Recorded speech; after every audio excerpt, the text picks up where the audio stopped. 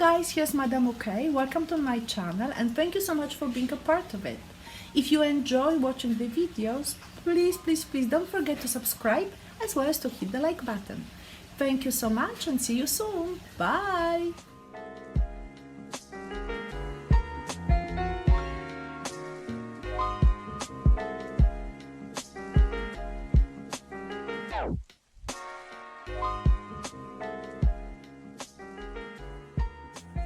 Hello guys, here's Madame OK and today we will be working on this beautiful landscape painting representing Canadian mountains. So for that purpose we will be using palette knives as well as brushes. Let us put the image on the side and start working right away by preparing the sketch first. As you can see on this photograph, it looks good, especially when you look at those beautiful flowers. However, I think that I will exaggerate a little bit the outline. So again, what I will be doing here is I will use this photograph loosely as my reference and add to it or to change whatever I need to do. So my mountains will be going slightly under the angle. Okay, remember zigzag lines, very important because they are sharp mountains. Okay, this mountains, actually those mountains coming this direction, so I will change it. See, coming a little bit more here. There will be another one coming there. So we show that this part of mountains is overlapped with the other ones coming here. Good. And then maybe one just crossing the edge. And this, what is interesting, we have this very dramatic diagonally vertical slope, and then this part is not as steep. So we want to definitely represent it in our painting. Even there.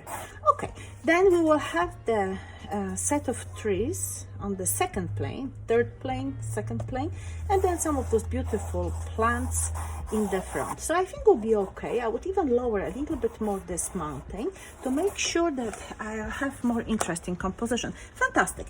On this stage we move to the sky. So I don't want my sky to be really super bright. So as you can see, when I mix together white and blue, I can get lighter version, darker version of the blue, but maybe I will also include another color. Maybe a little bit of raw umber, since I want to tone down the color.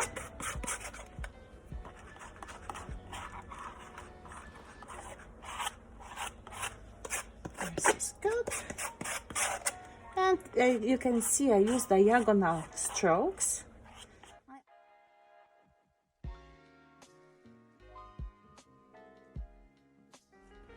Next step will be the mountains.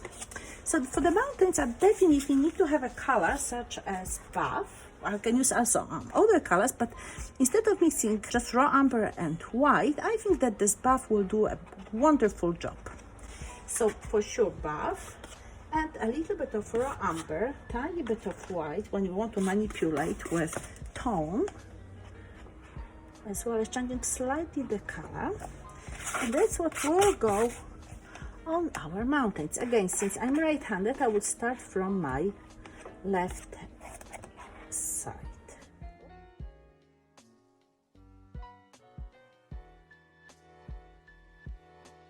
Let me see, and then we will go down, and I even show you that I will use a little bit of yellow ochre here and some yellow, and I need it for the nice backdrop for my trees. And again, you can see that it's quite warm color, so we slowly tone it down, and I can apply a little bit of the bluish, grayish blue, and that will do.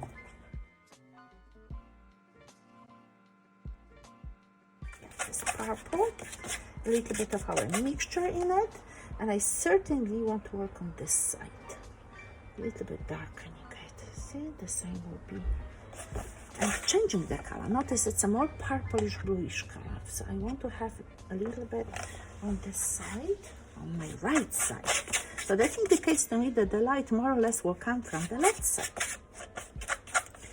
Okay, and then definitely there.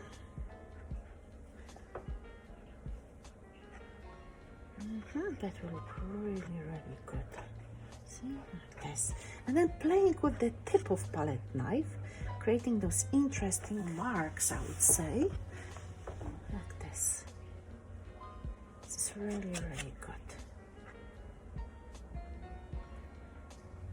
And then something happening there, bringing this effect that we have one plane, very steep, and then we moved to the less steeper. Okay, and this side here, just like this. See? Just that adds to our mountains. But I want to already come with some of the grass plants, the one, yeah, not the very sharp peaks, but notice what is happening when I apply this color or the shapes containing this color. I make sure that I really show it's a very different plane than the one of the top mountains, the tips of them. So for now, it's quite good, and then we want to work on the bottom parts. I'm using the darker green. I also will mix, since I have lots of blue, I will mix more of the blue in it to darken the color or deepen it. And I also can add to it brown, or even, if I want to, tiny bit of black, and that will not harm. Okay, and I do it because I want to have this quite distinctly dark color in this section. So it's not too much again. I don't want to have a really heavy paint application. For that I will wait until I come with other colors in more details. Right now I'm establishing like a backdrop for anything what will happen in this section. Right now I will just go with the side of my palette knife, and I will try to create the first trunk of the tree. That's important. Maybe this one will be shorter. I can bring the color through. Then I'm going to create the grouping, which I see on the image here, and I like it. But again, remember, whatever will work for composition, make sure that you adjust accordingly the elements in your painting. Like, for example, the trees that will pull everything together. So you can see my trunks are quite thick and wide for the distance that you should see them, but I'm not worried about that since I'm working with palette knife, and I can always cut the edges if this would be the need. I also will cover them partially with leaves, branches, so everything will come there.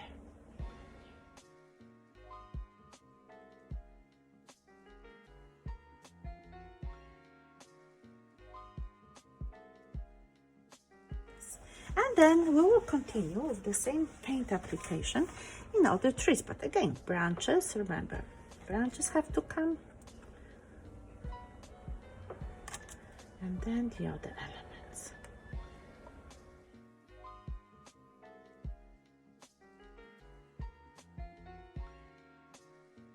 Heavier. Always this tip of the tree, remember, can be very generous with paint. And then we go.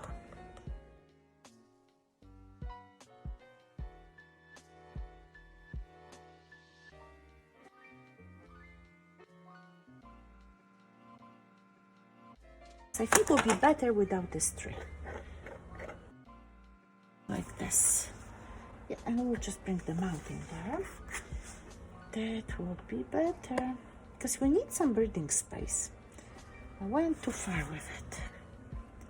Yeah, so I have to probably wait a little bit until the paint will dry. So this is okay there.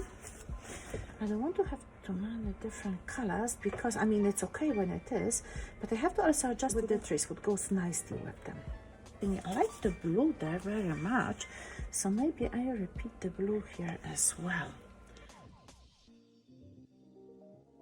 There, and I think I also can allow myself scrape them on this side here. Just make sure that it looks like a low level foliage, and then we will go for this tree here.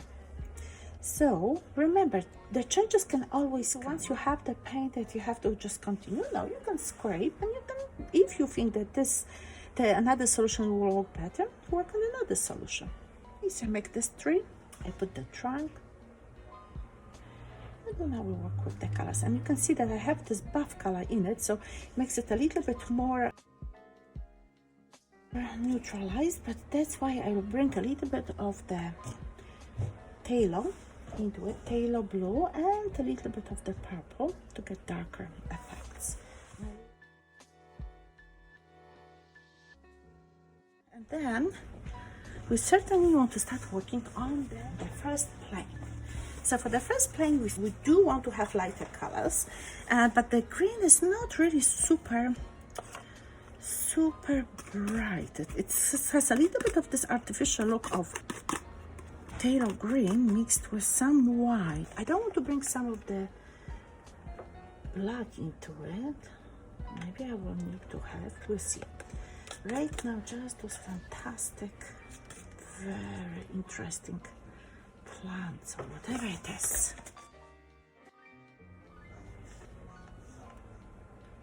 That's what we have, unevenly mixing into the color that you already have there and just bringing it through. So we have phthalo green mixed with some white, then a little bit of the other green came there as well.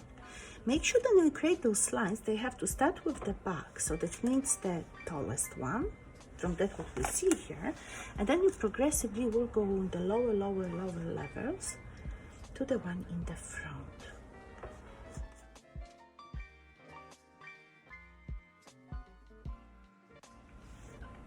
This is quite a happy blue, so I'll bring some of the other colors here as well.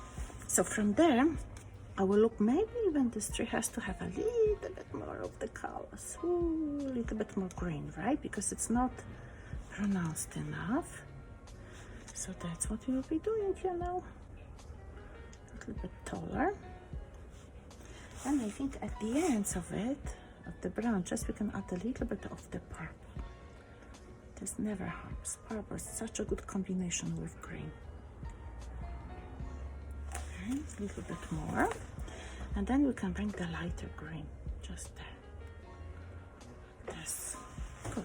And then breaking a little bit of the stamp. We don't want to see the stamp all over.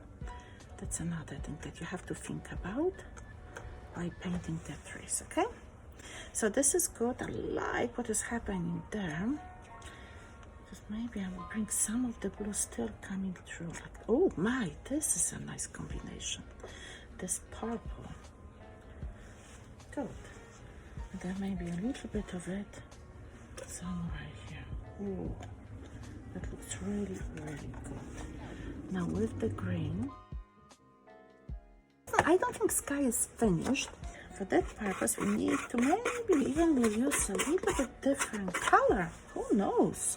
Maybe a different blue, or maybe we introduce some pink into it. Okay, so let me see. Oh, that is quite dark. So I have to definitely cover this section. Yeah, that will be better. And I also have to think about which color can I add there. Going here with a little bit more of paint. I always like to have a little bit thicker layer. So right now I can help myself and figure out the shape of my mountains by cutting whatever I want to cut.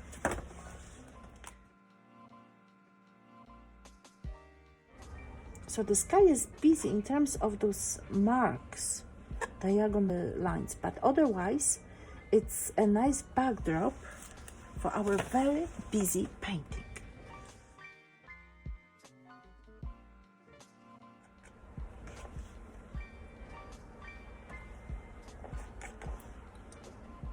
Just bring a little bit more of the white on the tips.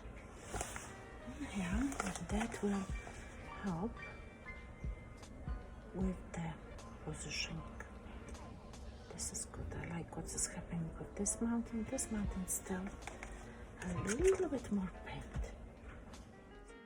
One more thing that I want to do is to give a little bit darker backdrop for the flowers in the front.